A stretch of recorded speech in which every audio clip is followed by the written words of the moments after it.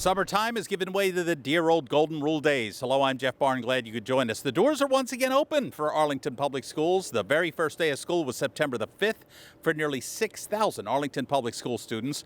Earlier this week, I spoke with Dr. Elizabeth Homan, the superintendent of schools, and she tells me despite the ongoing COVID situation, the books will once again crack open as school leaders keep a watchful eye on the pandemic that just won't leave. This is a very exciting time. We love the beginning of the school year. Everybody's really amped to see students again.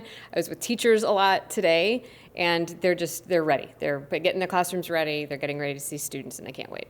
You know, it's not, thank God, it's not 2020 anymore, but we're still dealing with COVID. So what are the concerns as school superintendent in dealing with nearly 6,000 students? So we're checking all of our ventilation, making sure that everything's working properly. We still have room filters in each classroom, HEPA filters that teachers can turn on, and we ask them to keep those on and running so that we can have nice clean air and not be spreading any viruses that are running around. And we have protocols that we've sent out to families and to staff. They're very similar to last year's protocols. So no mask mandate, but that's up to the student. Also, if someone is showing symptoms during school hours, what's the protocol there? We would send them over to the nurse to be assessed. We do have tests. If families have consented to have their child tested for COVID during the school day, then we can go ahead and do that. If they have a fever or we have any concern, of course, we'll call home and send them on home. And obviously, if a student is showing symptoms at home, what's the advice? Call your school nurse. Let them know.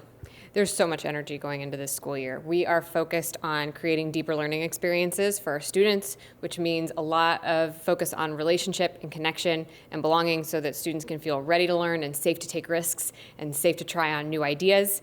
We're trying to have more opportunities for students to take control over their own learning so that they can sort of decide how to move through the content and have that independence. But we have to do a lot of teaching up front with them about how to have really good conversations with their peers in class, about how to engage with content and use the vocabulary from the content in order to engage with students. So those are some of the things that we're really working on getting better at this school year.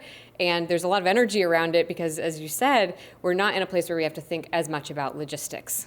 One other thing we're pumped about, this is really exciting, we're opening a before school breakfast club program at all of our schools. Any student can come at 7:30 in the morning and get breakfast at our elementary schools or at 8 o'clock in the morning at our secondary schools, and it's completely no cost to families.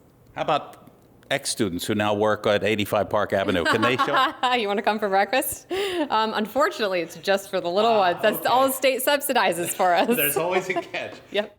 Yeah, I gave it my best shot. To find out more about school activities for the 23-24 school year, just go to the Arlington School website, arlington.k12.ma.us. Again, that's arlington.k12.ma.us.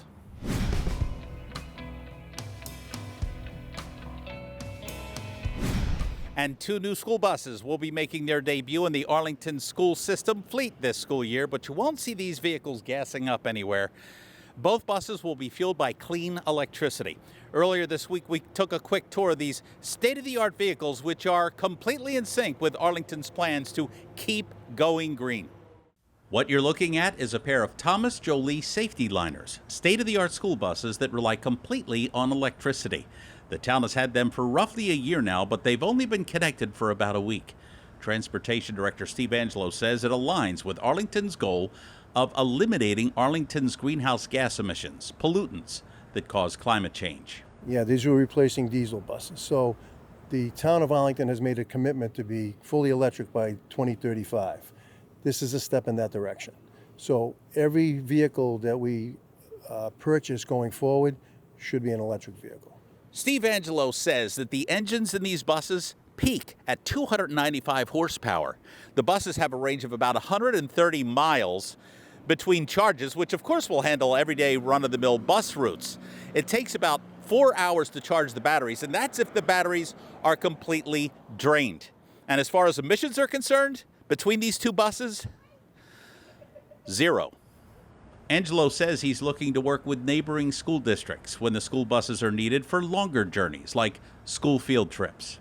We're trying to now establish some relationships with other districts. So if we do have to go out to Beverly or if we're going to Concord Carlisle, that we can plug into their facilities as well, and we'll allow that to happen here. So we're trying to develop some reciprocity. So hopefully, as this catches on, we'll have relationships throughout, and we'll take these further They'll be used for further distances.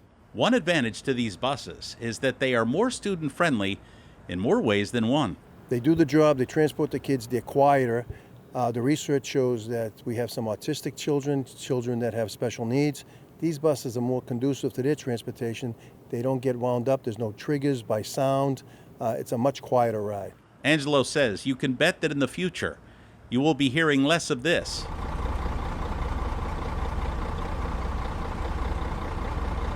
and seeing more of this.